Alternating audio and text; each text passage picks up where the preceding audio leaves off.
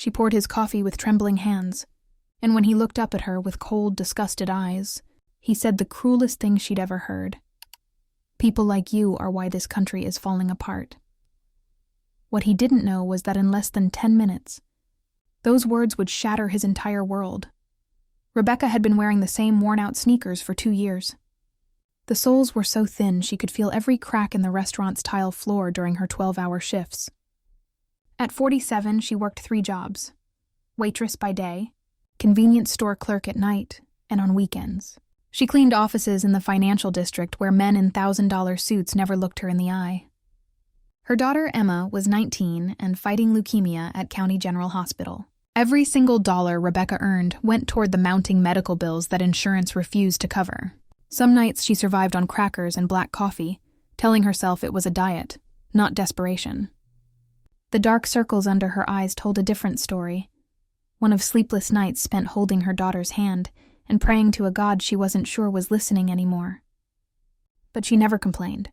She simply smiled, refilled coffee cups, and whispered thank you to people who never said it back.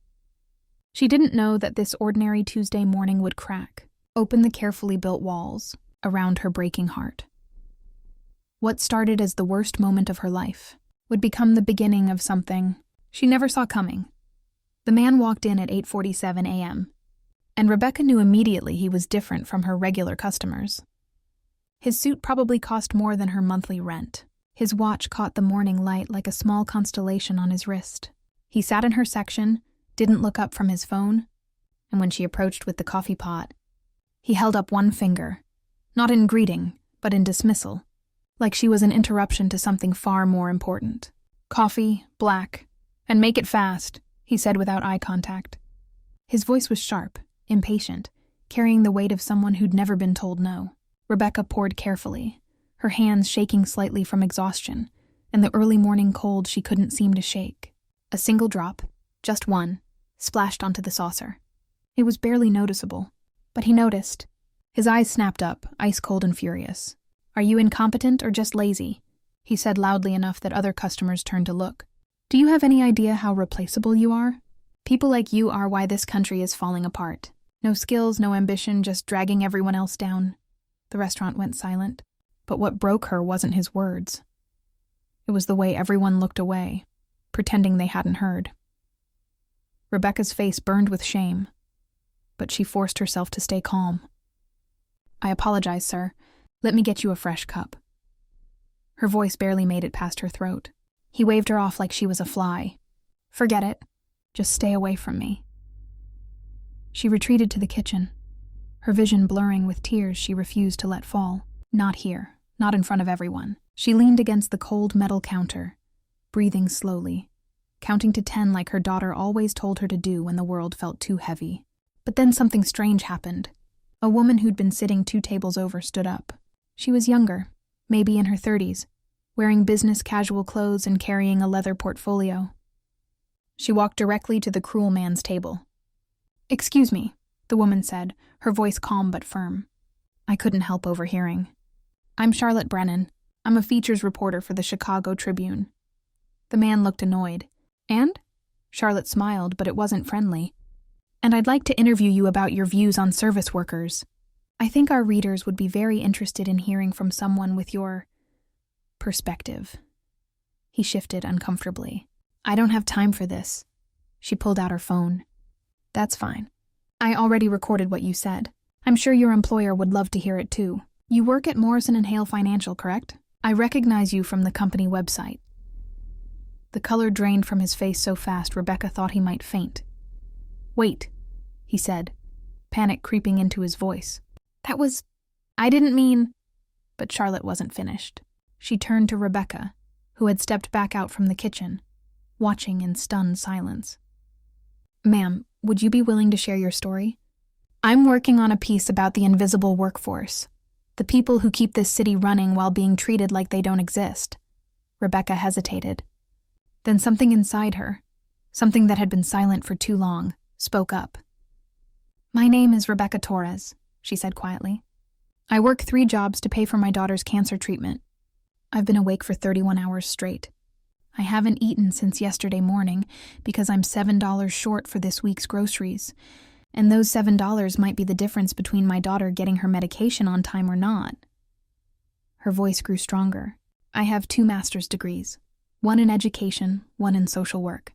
I lost my teaching job 3 years ago when the school district had budget cuts. I lost my house 6 months later. I don't tell people this because I'm not looking for pity. I'm just trying to survive. And I'm not dragging this country down, sir. I'm holding it up. The restaurant was completely silent now. The cruel man looked like he wanted to disappear into the floor. But then Charlotte did something unexpected. She reached into her portfolio and pulled out a folder. "Mr. Westwood," she said, reading from a paper inside. "That is your name, correct? Harrison Westwood?" He nodded weakly. "Before I publish anything, I always do my research. I spent the last few minutes looking you up. According to public records, you filed for bankruptcy protection 4 years ago. You lost everything in a bad investment scheme. You were homeless for 8 months. Rebecca's breath caught. The man who just humiliated her had once stood exactly where she was standing now. Harrison Westwood's hands began to shake. His carefully constructed facade crumbled, and suddenly he didn't look powerful anymore. He looked terrified and ashamed. Yes, he whispered. I lived in my car. I ate at shelters. People looked through me like I was invisible. His voice cracked. I swore if I ever got back on my feet, I'd never be that person again. But you forgot, Charlotte said softly. You forgot what it felt like.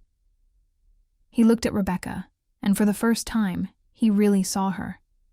Not as a waitress, not as someone beneath him, but as a human being fighting a battle he couldn't see. I'm sorry, he said, and the words sounded hollow even to him. But Rebecca surprised everyone, including herself. She pulled out the chair across from him and sat down, her exhausted body finally giving in. I don't need your apology, she said. I need you to remember, because one day, you're going to have power to help someone like me, and you'll have a choice. You can look away like everyone else does, or you can be the person you needed when you had nothing. Tears rolled down Harrison's face. Without a word, he reached into his jacket and pulled out his wallet. He placed $500 bills on the table. It's not enough. It doesn't fix what I said. But please, take it. Rebecca stared at the money. It would cover Emma's prescriptions for the next month. It would mean she could eat. But she hesitated. Why? She asked. Because I forgot who I was, he said. And you just reminded me. She took the money with shaking hands, not out of greed, but out of necessity. And there was no shame in that anymore. But the story didn't end there. It was only beginning. Charlotte published her article 3 days later, but she didn't use Harrison's name. Instead, she told Rebecca's story, and within 48 hours, a crowdfunding campaign had raised over $300,000 for Emma's treatment. Rebecca received job offers from 2 nonprofit organizations, and Harrison, he started a foundation that provided emergency financial assistance to working families in crisis, funding it with money from his own recovery. He never forgot that Tuesday morning again. Some people say that shame breaks us, but sometimes if we're lucky, it breaks us open and lets the light back in.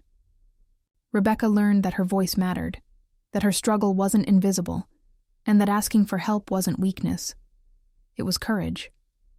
And Harrison learned that climbing back up means nothing if you kick down everyone still trying to rise. Have you ever witnessed someone being cruel and wished you'd had the courage to speak up? What would you have done if you were in that restaurant that morning? Sometimes the people we judge the harshest are fighting battles we know nothing about. And sometimes, the people we dismiss are the very ones who can teach us what it really means to be human.